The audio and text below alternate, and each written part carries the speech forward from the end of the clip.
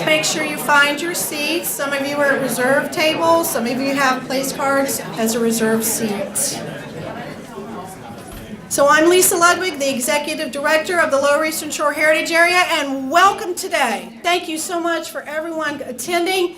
We have a record crowd here, and we're excited to see old friends and new friends and coming to learn more about what we do and who we help. So I'm going to be introducing our board president, Dr. Cynthia Bird. She's going to come up and start our program. Let's give her a round of applause.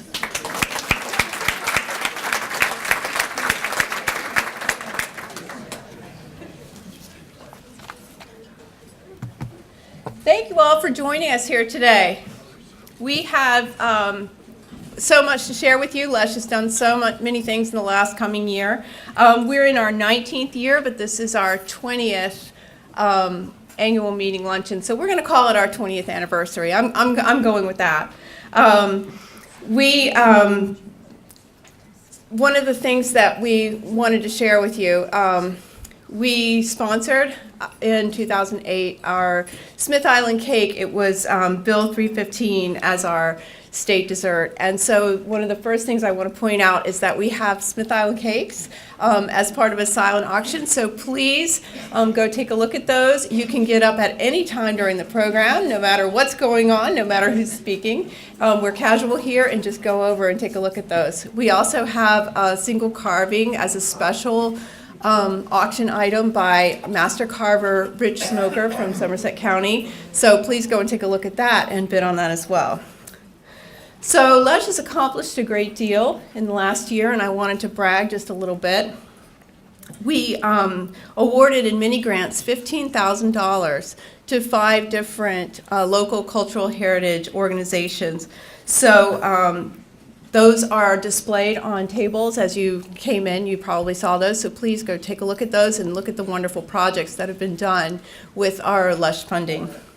For bigger projects, we have larger capital and non-capital grants that have come through the Maryland Heritage Areas Authority through the Lower Eastern Shore Heritage Council, which is an official state heritage area. The numbers for this funding, we awarded $325,279 to 7 organizations through the Lower Shore Heritage Council. And this money is leveraged 1-to-1, and so it brings in twice that much for cultural heritage tourism in our area. We want to thank our executive director, Lisa Ludwig. She works with these organizations and with our Maryland Heritage Areas Authority to work with these grants to develop these projects, and we want to thank her for all of her hard work and also all of our hard work on this event here today.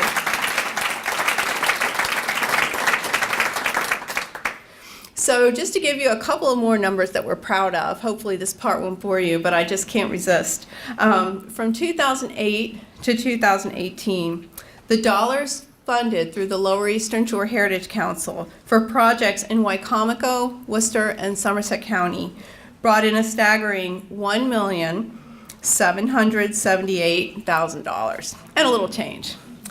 If you multiply that by 2, by looking at the amount that is matched for these grants by the organizations themselves, you reach, with a 1-to-1 match, you reach $3.5 million plus. There is an anticipated return on investment on that money, which is anticipated at $7.1 million and some change, or higher. So this results in heritage tourism dollars here on the Lower Shore. People visiting historic sites, people eating in our restaurants, people traveling our group Blue Crab scenic byways. All of these are dollars that come into our community and stay with us right here. So one last little thing that's just happened in the last week is that Wicomico County Tourism honored the Lower Eastern Shore Heritage Council with its partnership award, which we, for our work on a new genealogy project. We'll have a display over here that you can take a look at that, as well as our work with Pirates Wharf. So we want to thank them for that. That's just a recent thing that we wanted to announce, and we'd like to thank everybody very much for that. We also have our one-time special auction item, which is the carved bird by Rich Smoker, so please take a look at that too.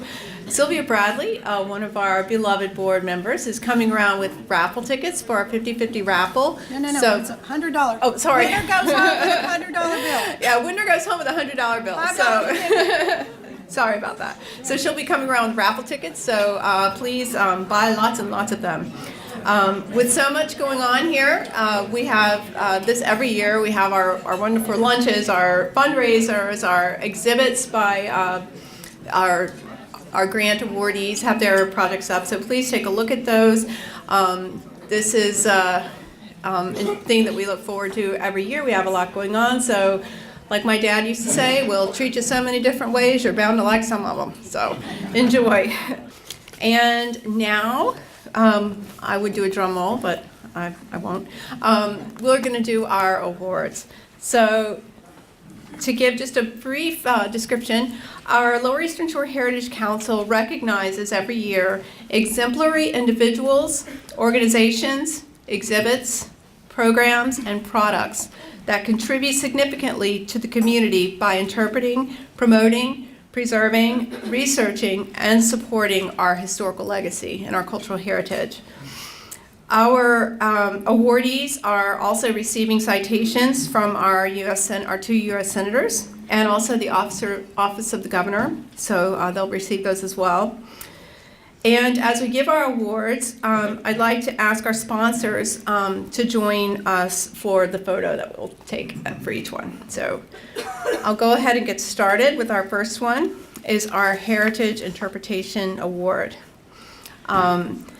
As the leading historian and champion of the history of the local Negro Baseball League team, known as the Oaksville Eagles, Kirkland J. Hall Sr. has spent years ensuring this history isn't lost. The Oaksville Eagles began in 1910, formed by Dr. Hall's grandfather, uncles, and other local baseball enthusiasts, and established a local ball field on Perry Hawken Road, located about 4 miles outside of Princess Anne, Maryland. Dr. Hall himself played for the Eagles starting in 1967, and he was also inducted into the University of Maryland Eastern Shore Hall of Fame as a player and a coach, and was enshrined in the Mid-Eastern Athletic Conference Hall of Fame. Described in a Maryland Historical Trust marker erected in 2012, the restored 1949 Oaksville Ballpark is one of the few surviving African-American sandlot baseball fields, home of the Oaksville Eagles, created around 1910, a community baseball club that toured neighboring states playing against Negro League teams in the area before desegregation. After integration of baseball, the Eagles were the only African-American team in the Eastern Shore Baseball League. They continued playing until 1978 at one game, holding a 48-game winning streak. Dr. Hall's mission has been to ensure the history of the Oaksville Eagles and baseball of the Eastern Shore that it not be lost. He has collected a wide variety of memorabilia and photographs, and in 2016, Hall was instrumental in establishing the Negro Baseball League exhibit located in downtown Princess Anne to display memorabilia pertaining to the Oaksville Eagles and the Negro Baseball League. In 2012, Dr. Hall earned his PhD following the presentation of his dissertation entitled An Investigation of a 1933 Lynching and Its Impact on African American Leadership and Opportunities in a Lower Eastern Shore, Maryland Community. He retired from the University of Maryland Eastern Shore in 2018. So please give a big hand to Dr. Kirkland Hall, Sr.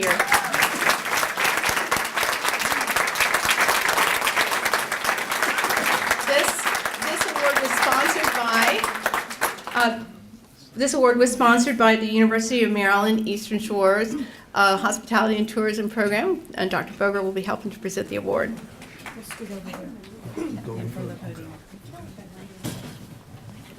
Yep, that's good. So we get a picture. Okay, we're going to face our Mr. Okay.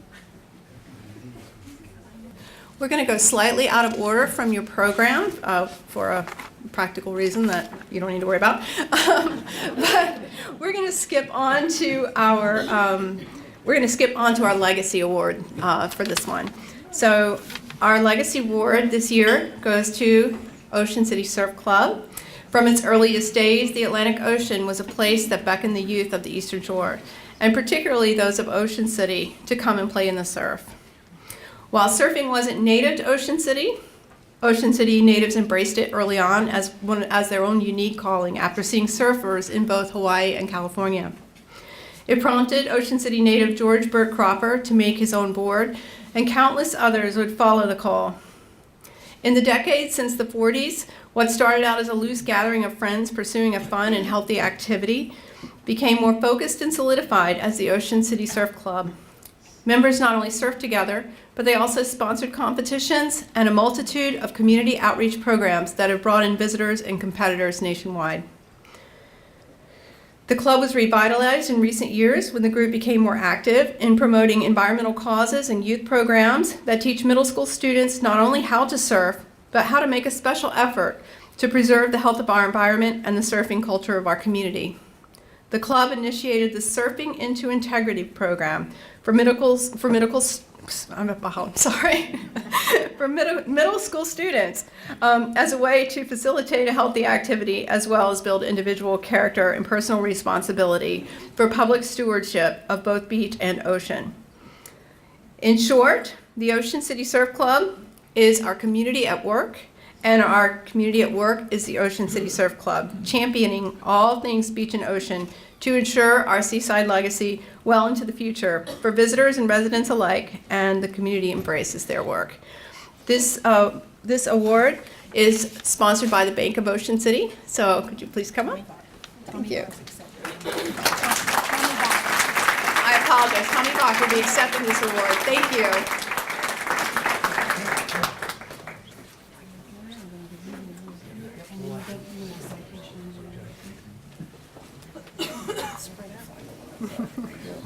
When you're done, go to your left and you'll get the signature. Can you get us all in?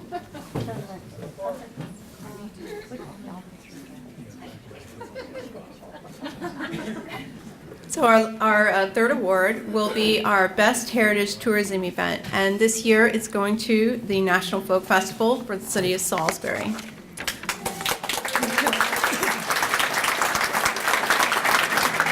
The National Folk Festival, held in Salisbury, Maryland, this past year on September 7th through 9th, celebrated the rich folk, ethnic, and tribal cultures of the people of the United States. This was the first time in its 84-year history that the event was held in the state of Maryland.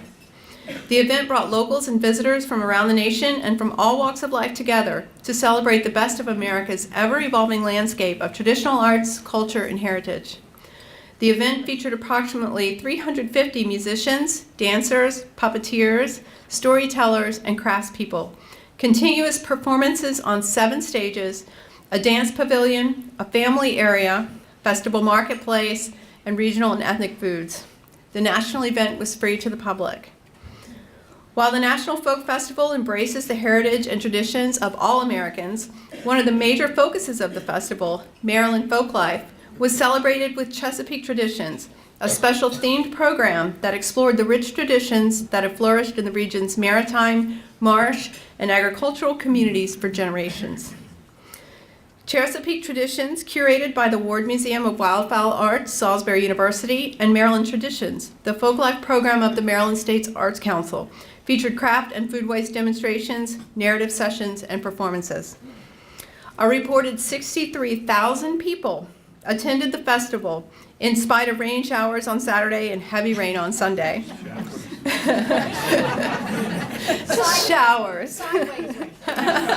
You can swim straight up.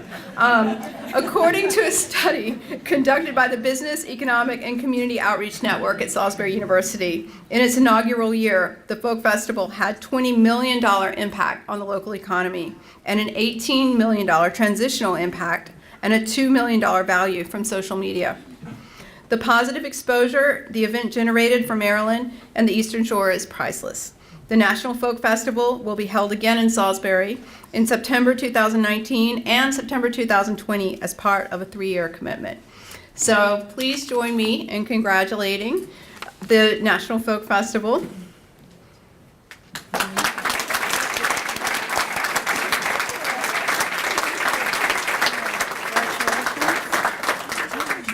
Yes, of course. You weren't able to go right ahead. Feel free to say thank you.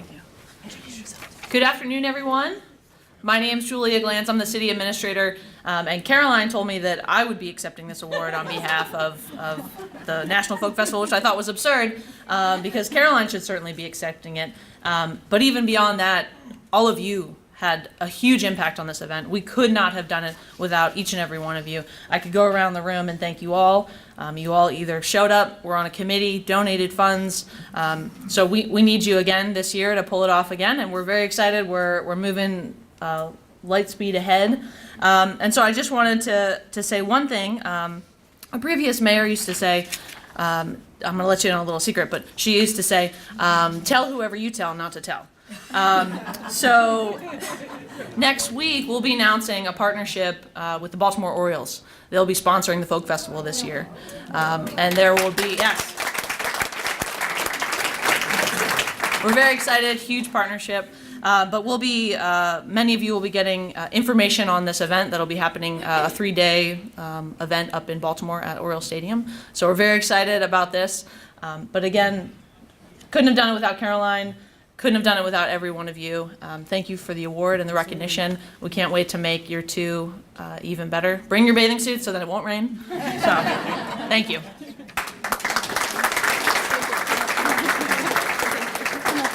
Picture, Cindy. I'll come around the other side here. Why don't you take it? Yeah, no. I'm right here. All right, we're here. Get in. Okay, you got this. Moving on to our Best New Heritage Initiative Award, which this year goes to Friends of Poplar Hill Mansion. Let me get on the right page here. It's going to Friends of Poplar Hill Mansion for their initiative, the Poplar Hill Mansion Festival. It's celebrating over 200 years of Salisbury history that took place, the festival took place on June 23rd, 2018. It was centered around the federal era, and this is an often overlooked period in American history, and even locally, it's highly underrepresented. As part of the mission of the Friends of Poplar Hill Mansion to interpret the history and heritage of the federal period, which was 1800 to 1825, for those of us who are not up on our federal periods, part of the broader goal was to fit it in with the objective of the Certified Heritage Area Management Plan for the Lower Eastern Shore Heritage Council, and to continue the understanding of the period through the historic building and museum exhibits to find a way to reach broader audiences and highlight overreaching themes not currently represented in exhibits. The festival incorporated historical themes such as military, recreation, entertainment, crime and punishment, trades and craftsmanship, medicine, and gender dynamics. The Chesapeake Independent Blues, a War of 1812 reenactment group, participated to share with visitors the story of the Eastern Shore's involvement in the war. The War of 1812 still remains largely ignored despite having just celebrated its bicentennial in the last few years. Poplar Hill Mansion wishes to keep that war's history and importance at the forefront. The festival and the participation of the Chesapeake Independent Blues was the perfect event to showcase the local military and naval heritage of the War of 1812.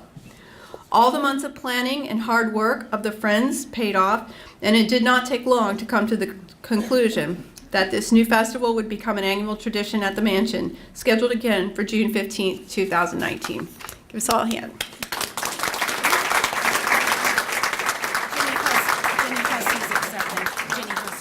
Jenny Hussing will be accepting for him. Thank you. Okay. We use your good hand.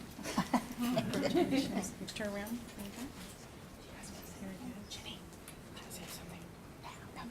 Okay, here we go. Group shot. Our interpreter of the year this year is Roger Waters.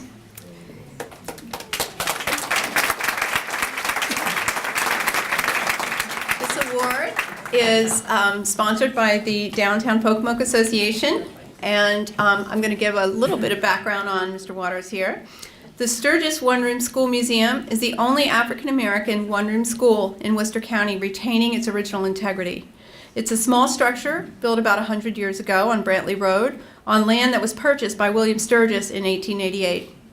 It was transferred to a central location in Pocomoke in 1996 after a group of interested citizens under the leadership of the Worcester County Historical Society raised money to move this building. Roger Waters volunteers as one of the primary docents. His wife serves as the other. At the Sturgis One-Room School and Heritage House in Pocomoke City. Since 2008, Mr. Waters has been available at the Sturgis School, open for hours Tuesday through Saturday afternoons from May through October. During the past 10 years, the lesson and his delivery really hit home to an increasing number of school students from Worcester and Wicomico County, as well as Virginia, as far away as Cape Charles and Accomack. In addition, adult visitors also have had the chance to experience firsthand how it felt to sit in a tiny room for a fraction of the school day, seeing the books and learning about lunch, recess, and bathroom access in the outhouse.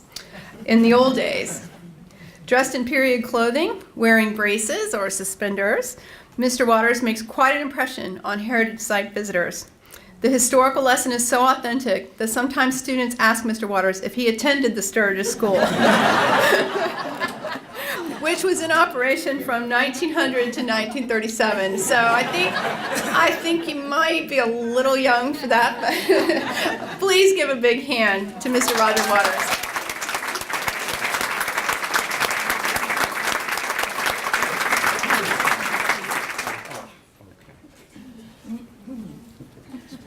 Okay, we'll do a picture. We'll do a picture and then we'll let you say a couple words. Is there a sponsor that should be in the picture? Well, it's Pocomoke yeah. downtown. Do we have somebody from downtown Pocomoke who can come and join us Yes. for a picture? Yeah. Get on in here.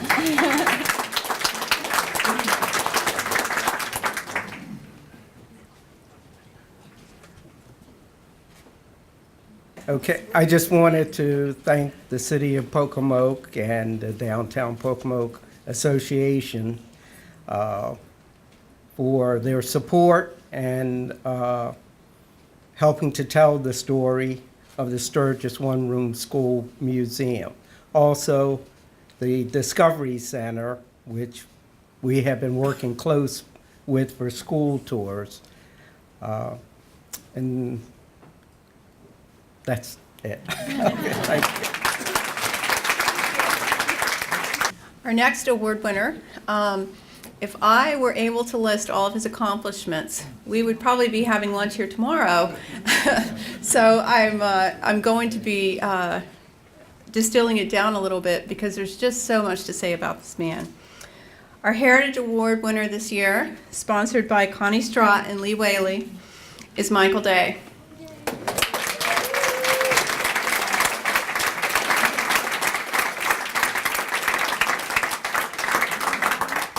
Michael Day has been involved in cultural, historic, and business promotion his entire career, with most of it occurring on the Lower Eastern Shore. He's positively impacted many people, businesses, organizations, and municipalities in his work.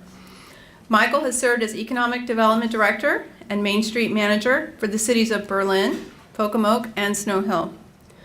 One of Michael's best achievements has been to have Berlin attain national recognition as coolest small town in America and has become a model for small town revitalization. In each of these cities, Michael has been involved in promoting cultural and historic sites such as the Taylor Museum, Marva Theater, Discovery Center, and Purnell Museum. Yay! He has always been very active in his hometown of Salisbury and remains active today. He's served on the boards of Lower Eastern Shore Heritage Council, Discovery Center, and the Chipman Cultural Center, as well as serving on the Salisbury City Council. He currently serves as the chairman of the Salisbury Arts and Entertainment District, which is involved in the city of Salisbury's revitalization efforts and is the lead organization for the National Folklife Festival, which we've just heard all about, held from 2018 to 2020. There is so much more I could say about what Michael Day has brought to these communities, but I will have to leave it there. Thank you, Michael, and please let's give a big hand.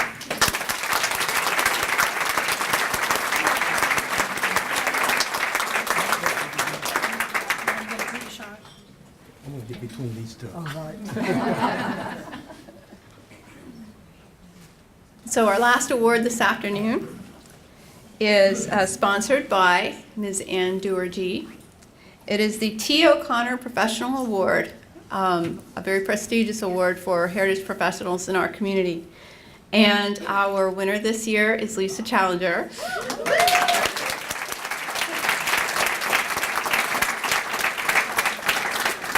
I know we all have big applause, but I am going to read a little bit about Lisa, and then we can applaud again at the end of that. So there's no more deserving recipient of the T. O'Connor Heritage Professional Award than Lisa Challenger. She has spent over 30 years tirelessly promoting local history and heritage tourism across the lower 3 counties of Maryland. She has been with the Department of Tourism of Worcester County for decades, has worked in the tourism and hotel industry before that, and is a founding member of the Lower Eastern Shore Heritage Council, where she still serves us as an ex officio board member. She was appointed by the Governor's Maryland Heritage Areas Authority and is a member of the State Heritage Commission. She also sits on the board of the Delmarva Discovery Center and is chair of the Destination Marketing Organizations for the state. Lisa has created many heritage tourism publications to attract visitors and enhance their heritage tourism experience on our lower shore. I have a list at least 2 pages long here, but I won't read all of them. There are a few heritage projects occurring in Worcester County on the lower shore that I'm sorry, I just totally messed that up. There are very few heritage projects occurring in Worcester County or on the lower shore that Lisa is not involved in one way or the other. I almost said exactly the opposite.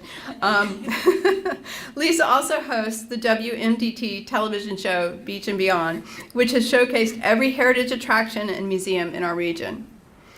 Although one could argue that these accomplishments are just part of her everyday job, those that know Lisa realizes that she goes well beyond the normal duties of her position as Director of Tourism. She's well respected at the state, county, and local levels by those in the public and private sectors. She's most deserving of the T. O'Connor Heritage Professional Award provided by the Lower Eastern Shore Heritage Council. Thank you, Lisa.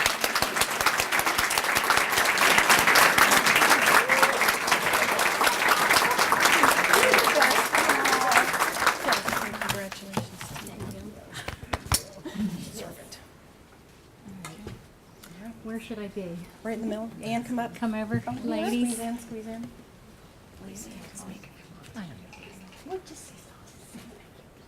Okay. All right, I can say a very few words. I just always like to give credit to everyone that I work with, and I do feel strongly that I am only as good as the people that I work with and partner with. People like Michael Day that I work with almost on a daily basis. So thank you very much, Lower Eastern Shore Heritage Council.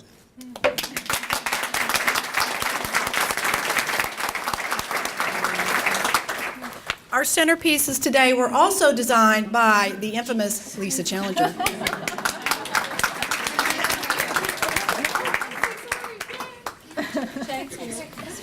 Thank you so much. It's your hard work. Thank you. So finally, we'll introduce our special guest, our speaker. We'd like to invite you to join retired National Archives and Mid-Atlantic Region Director Kelly Blake as she shares funny, astonishing, and heartbreaking stories from her long coast-to-coast career as a federal archivist. Ms. Blake's amazing encounters with genealogists, journalists, even presidents will entertain and inspire us with truths far better than fiction. So please give a hand to our special guest, Kelly Green Blake.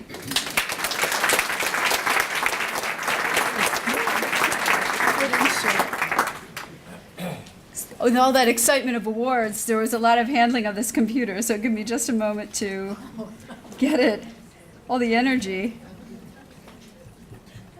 Alrighty, here we go. There we go. Let me just make sure it works. I have a recurring nightmare of the technology not working once I get there, so I feel relieved it's working, it's going. I am truly humbled to be your speaker today. This is such an impressive group. What you are doing is dazzling me. I'm much less familiar with the Lower Eastern Shore of Maryland than the Eastern Shore of Virginia.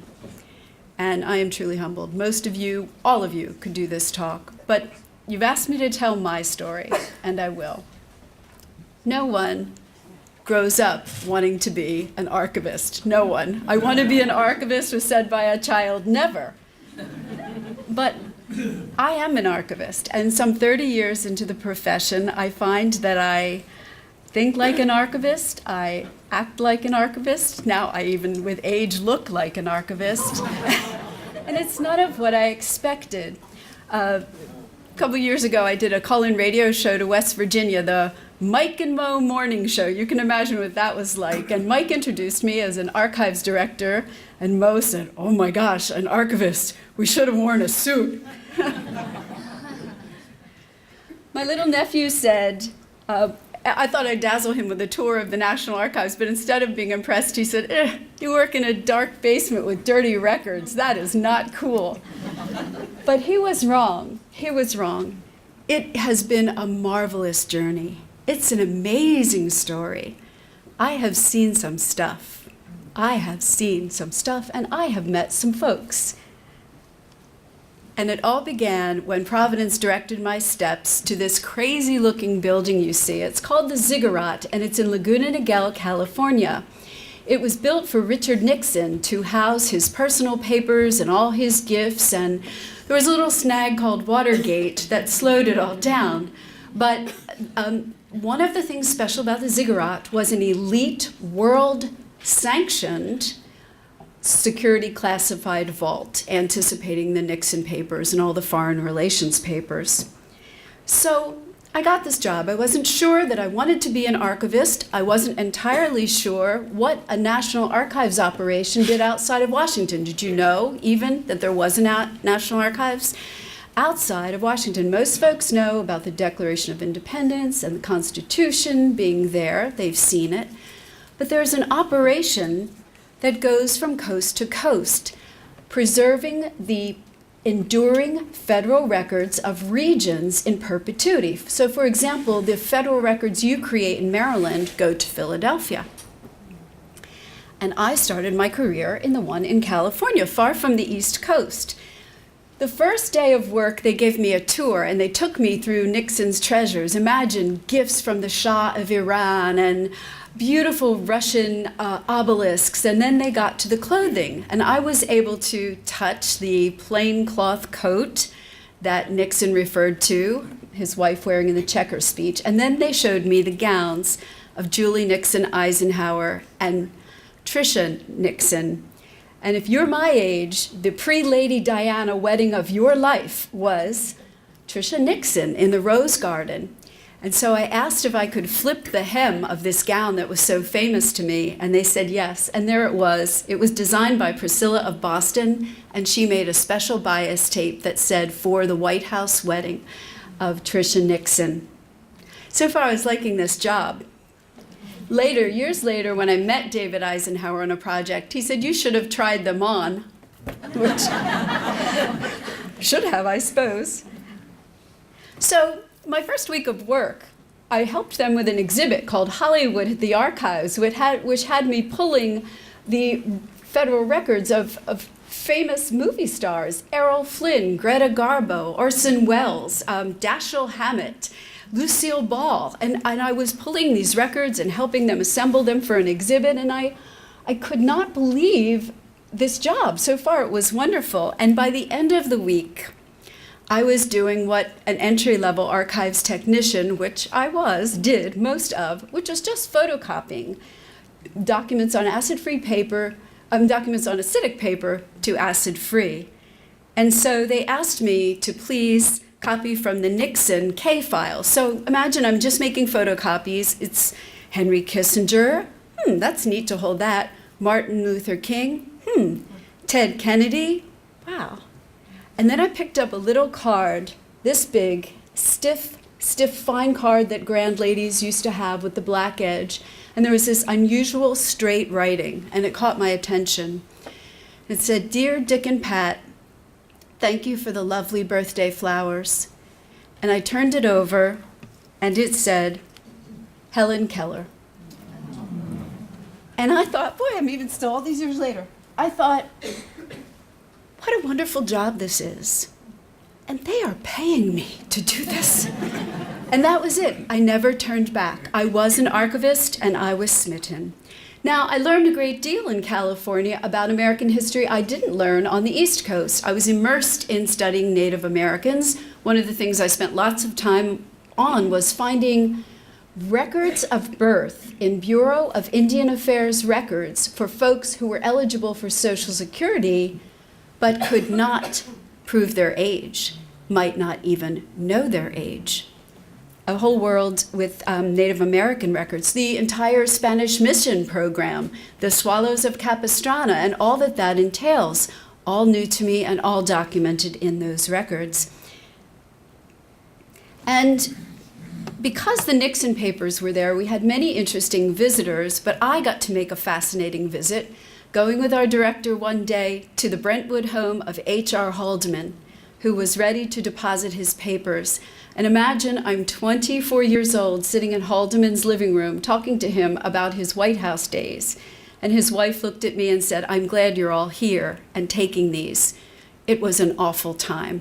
I was glad we were all there too, because I couldn't wait to tell my family. And you know, with time and distance, I look at that entire Watergate period and then these figures that I've met subsequently, and I have a different take on it, I must say. It's interesting to age as a historian, and I think those who are doing it with me will understand what I mean. You remember I told you that there was this world elite security classified vault at the Ziggurat? One of the collections stored there for security was California's most, at that time, controversial case, the people of California versus Sirhan, the convicted murderer of Robert Kennedy. It's controversial, especially because there were many conspiracy theorists believing that the gun used by Sirhan and the trajectory of bullets could not have injured the other folks. And you know, we know about Kennedy dying in that 1968 Los Angeles assassination, but if you even look at the pictures, you'll see that there is a gentleman on the floor behind him. Other people were seriously injured, and even some of those folks had some conspiracy ideas. And so for all of those reasons, this very precious case was stored in this vault. Well, the state of California finally built its own, and they asked us, the National Archives, to prepare an inventory to transport it to Sacramento. And I was asked to do that inventory. So I walked into our vault, a wall of records about this case, and you would imagine that an inventory existed, but there was none. And that meant that I was just going box by box and pulling manila envelopes marked Exhibit 11A, notebooks with no markings, and then distilling and evaluating them and making the inventory as I encountered it. So I never knew what an envelope would have, and I first of all found these notebooks, 4 or 5 notebooks that were filled with the writing of Sirhan, RFK must die, RFK must die, RFK must die, in every corner, every inch, sideways, backwards, across, and then letters where RFK must be assassinated, RFK must be assassinated, thousands of times, as though someone were trying to hypnotize themselves or self-convince themselves. I found photographs that were the girl in the polka dot dress, someone who they believe might have had a part in, all the conspiracists believe might have had a part in this. And then I pulled out a pack of photographs, and before I could unsee what I had seen, realized I was looking at the autopsy photos of RFK. But it was not without its lighter moments, because the next day I was evaluating all the bullet fragments, and I looked down and realized that I had a paper cut, and that even while people were surrounding our building protesting the move of these records, I was bleeding on the evidence, and I didn't know what to do. I didn't know whether to wipe it off. No, that would compromise the evidence. And so I literally wrote a note saying, on this day, this person did this to the records, and I hear it still endures. From there, I went to the National Archives in Chicago, and my job changed greatly. Instead of being a processing archivist, it was a time in genealogy. This is long after the Roots, the Roots era, we call it. But this was a time when it was okay to talk about the skeletons in your closet. It was okay to admit that you weren't white Anglo-Saxon Protestant in America and to enthusiastically pursue your genealogy. And in Chicago, it was a overwhelmingly popular habit to come in to do genealogical research. We literally had people fighting over microfilm readers and fighting over microfilms. Of course, this is all before Ancestry, where you had to use this equipment if you wanted to find the evidence. And it was in the middle of this crazy day with all these folks, the Chicago policeman telling me that, you know, if I could prove they were Sicilian, they would get more minority status and a promotion. And I mean, it was just crazy, rooms full of folks. A woman came up and grabbed my arm and said, "Excuse me, where's my family?" And I said, "Who are you?" She just presumed that I would know. And I thought, and this is the joy of what we do, that people expect that we will find the answer. I don't know that anyone in this room is making millions, but every one of us has appreciated that moment where we can find what the person needs. And eventually I did find the family tree she was looking for. And she made a discovery that wasn't what she expected. And then there were my speaking engagements. Because there was such of an interest in genealogical research, I was the one who went and spoke about the National Archives at every conference, every weekend in the whole Chicago, that was all of the Midwest, several nights a week and on the weekends. And I really had some interesting experiences. When I was young, still in my 20s, I went to Naperville, Illinois, and the president of the Genealogical Society introduced me and then said, "I apologize for the age of the speaker." I thought she was much more mature when I heard her on the phone.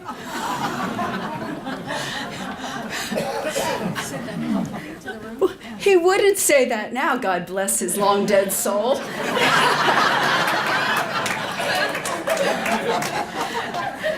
And then I was very, very proud to be the keynote speaker at the Indiana Genealogical Society. They bragged to me that they had rented the Hoosier Dome for my talk, and so I got there with all great excitement, only to discover they really couldn't afford the whole Hoosier Dome, and the other half had been rented by the Indiana Funeral Directors Association.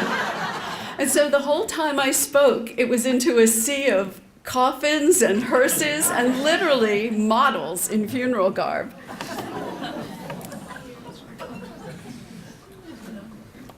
You would expect at the National Archives in Chicago, I would see the usual Untouchables, related material, Eliot Ness and Al Capone. And, you know, I can't describe this feeling there. There's just this sense of, I can't wait to show somebody what dirt is under my carpet. And I had one fellow who found a court case that showed he was not really the son of the man who'd brought him up. And he was going to give that case to his mother for Christmas.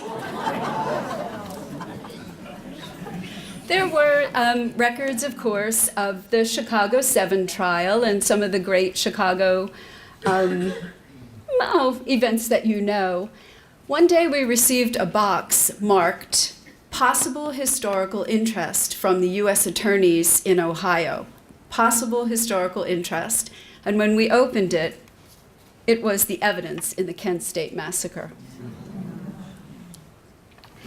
A lovely thing about working in Chicago was the opportunity to evaluate, enumerate, describe, make a microfilm, teacher's workshop, and eventually a pretty peppy play about Abraham Lincoln as a lawyer in the federal courts. And this play, Lincoln at the Bar, was done by the actors from the Chicago Bar Association. They performed it around the state. It was a joy to be associated with, and it was done also at the American Inns of Court, which tends to mimic the Royal Inns of Court, and that's where I met Sandra Day O'Connor, who was a justice, and also now Justice Stephen Breyer as part of that project. From Chicago, I didn't go far. I went to Michigan to work at the Gerald Ford Presidential Library. Now, you might think that was boring, but it wasn't. Gerald Ford was a most interesting man. He came to meet with us every few months. He would have breakfast with the staff. He would ask us to take him around, show him our projects.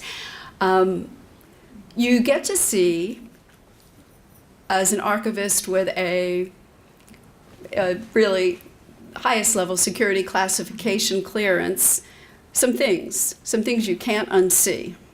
But I'll tell you, I saw it all about Gerald Ford, and he is what he seems. In every way, he is what he seems.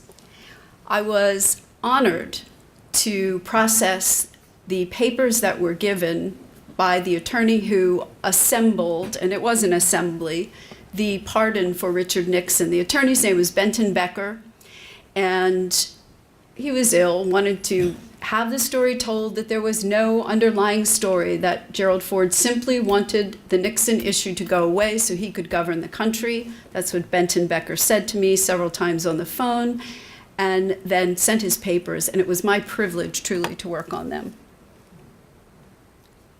The Benton papers.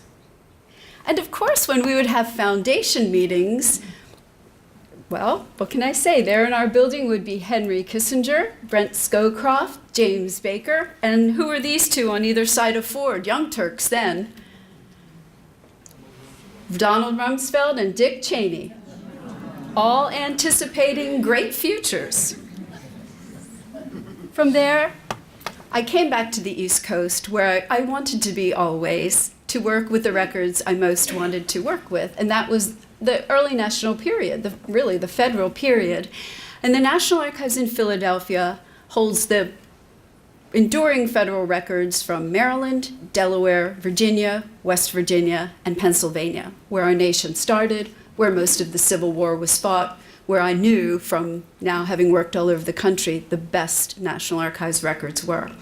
And it was at Philadelphia that I discovered a woman named Earlene Puckett.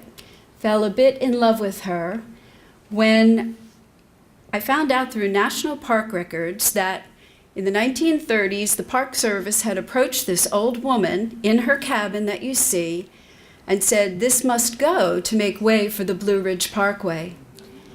And she said, "Oh, no, sir.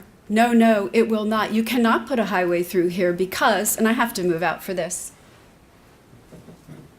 "These are the graves of my 18 babies, from here to here, and 6 more are over here." She'd had 24 children, and none had survived. And the federal census tells us that that is true. The arrow shows 24 children born to this woman, none now surviving. They did not put the highway through her house. It is now still a site that you can walk to from the Blue Ridge Parkway. She lived long enough to see the highway built, and she well outlived her husband. Maybe this is why I like her best. He was a drinker and supposedly not very kind. And she said to a friend while they were just sitting in the cabin, "Well, I guess my husband John is very happy now. He always liked a nice hot fire."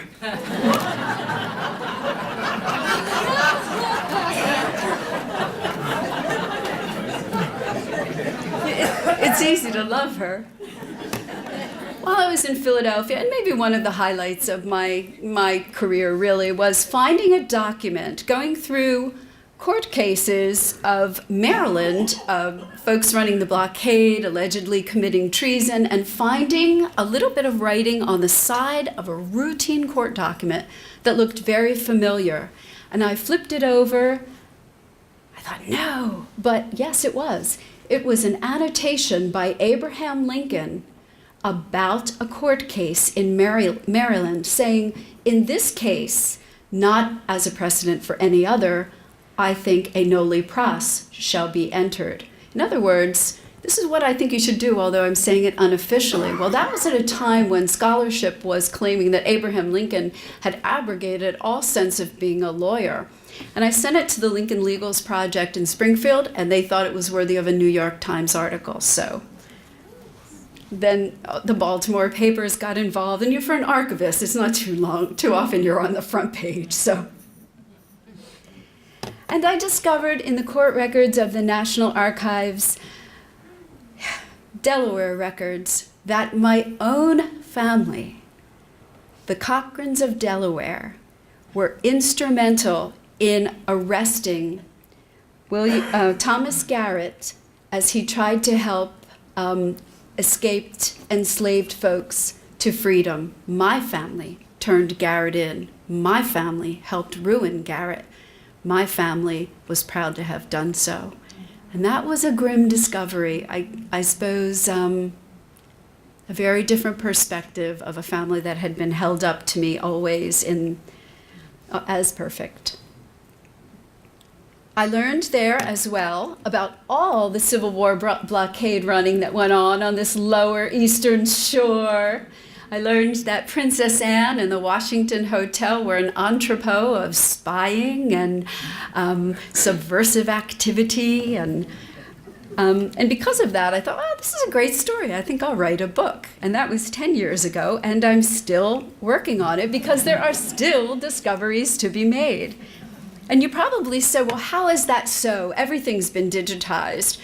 But if you're really in the archival profession, you know that is not so. You know there is work for generations of students and generations of us, the need to have volunteers to transcribe and to literally take the government red tape from documents.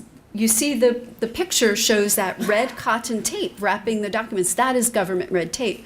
And more often than not, I will still find it on materials I'm researching at repositories at the National Archives in Washington.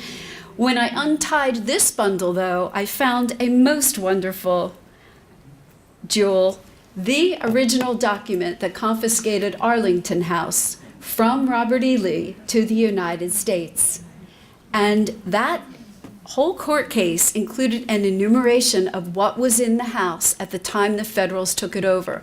To that date, Arlington never really knew. And of course, Arlington, being the domain of the Custis Lee family, had many, many Washington family treasures in it. And so until this document was found, they simply didn't know. And so in conclusion,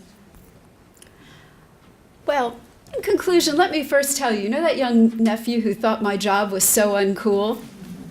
Well, he went to Yale, and he works for Yale as an archivist. Because, in his words, Auntie Kelly, you are the one person who has always loved your job. And he is right. I do. And so today, I know you are busy. I know you're overwhelmed. I know you're under budgeted. You're grant writing weary.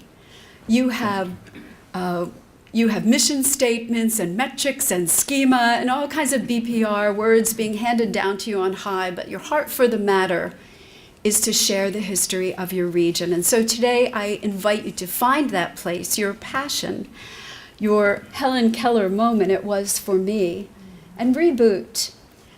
It is a gift to love history, and it is a privilege to serve her. And so I wish you God's blessings on your journey to do so. Thank you.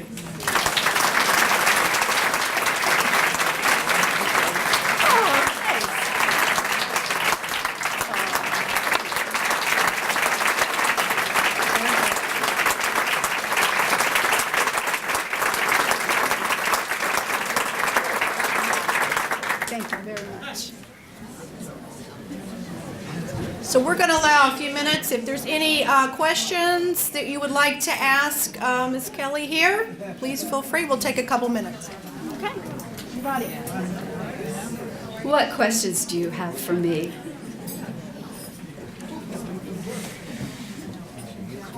Yes, please. Please, that's the most awkward moment in the world.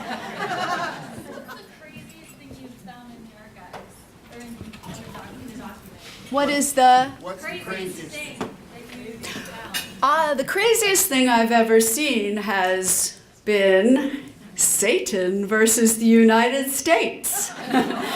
literally a court case that was filed, where do you think? Chicago. Well, it could be California, very good, but it was Chicago, Satan versus the United States. And it was really a frivolous case that eventually was dismissed, but it made for a great court record. But I will tell you that the thing that is still so sweet and heart-touching and poignant to me are the kinds of records of regular people. Say in the 1930s, there's a series, The Farm Home Administration.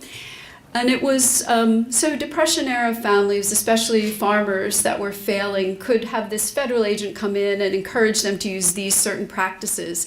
But it also included a matron who would help you with your domestic situation. And the letters from women to the matron about their lives and their destitution, and I mean, frankly, I have too many children. I have too many children. How can I stop them from coming? I mean, the state of the world, the journey of our nation, that's not so crazy as amazing, amazing. Another question?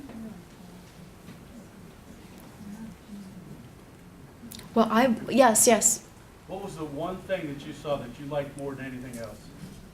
Oh, great question. What was the one thing that I saw that I liked more than anything else?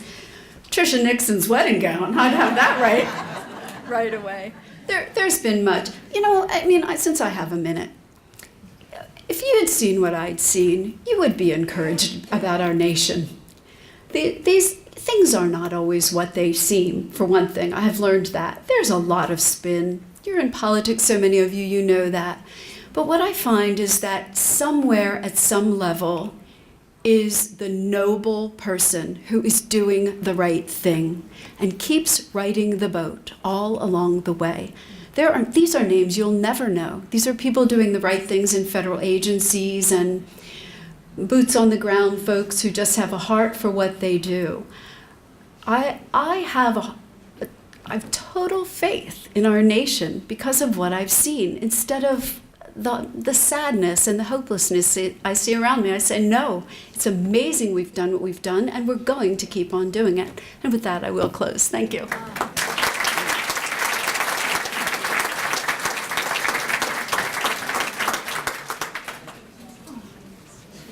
Thank you so much, Kelly. I know we all enjoyed it. I'm going to give a last thought, and then I'll turn it over to U.S. Senator Mary Beth Carrozza, who's going to say, I'm so sorry. State Senator Mary Beth Carrozza, who's going to say a few words, and then I'll have Lisa Ludwig close by announcing our silent auction winners. I wanted to share a quote I found recently from Mother Teresa. We ourselves feel that what we are doing is just a drop in the ocean.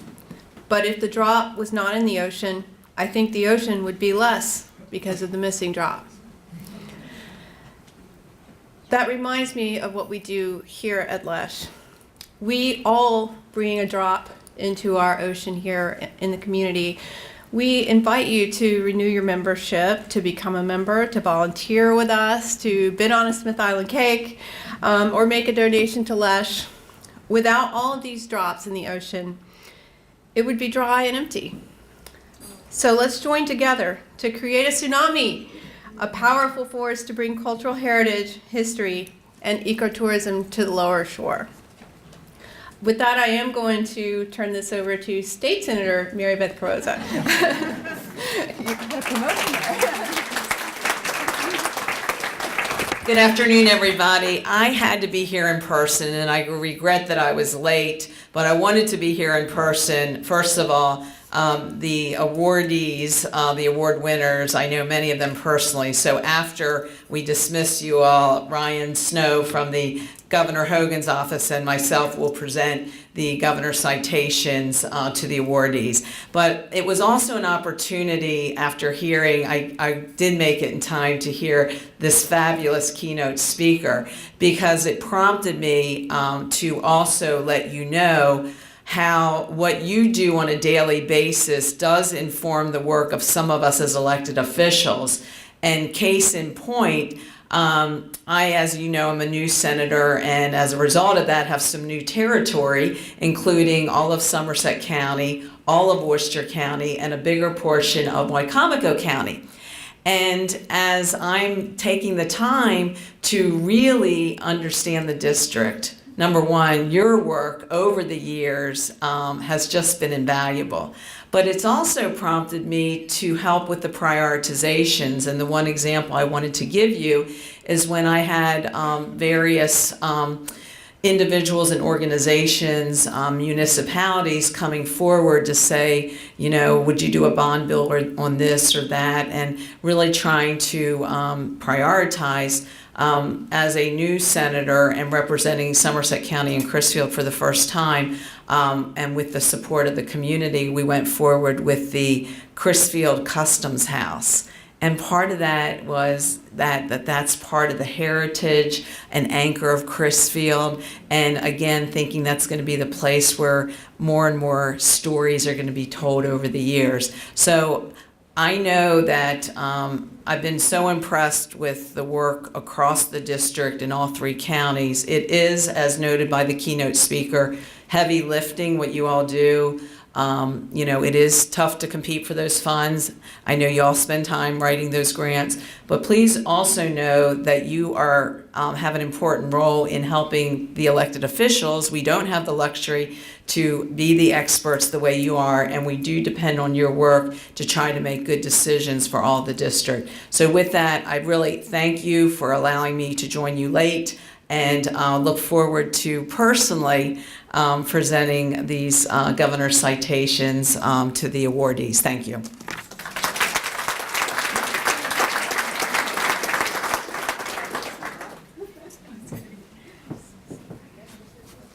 Awesome. Thank you. Another round of applause for our keynote speaker. She was just fabulous. Wonderful. Thank you, Coach. Thank you very much. Okay. Thank you all so very, very much for coming. We appreciate it. We love having everyone in attendance. Be sure to come for next year's annual meeting. As a reminder, with our Heritage Award winners, those nominations come from you all. We don't initiate that. They come from you guys. So be thinking now for the future, who's going to be our next great Heritage Award winners? Because we depend on you. Oh, we could. Okay. So make sure you're getting those nominations into us. It is online, and connect with us. So start thinking now so you can help congratulate those great people, the unsung heroes, if you will. Okay. On the table are the decorations. Lisa Challenger says, please, somebody take one. All right, so just the flowers, not the shells, not the stand, okay? All right, thank you so very much. We really appreciate you coming.